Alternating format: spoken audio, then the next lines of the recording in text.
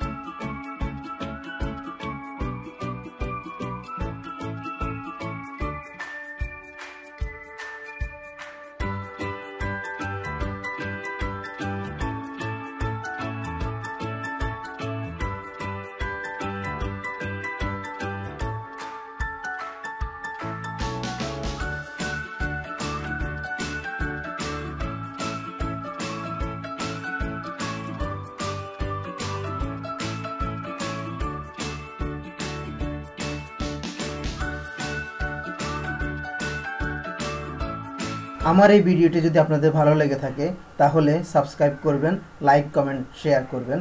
ধন্যবাদ সকলকে।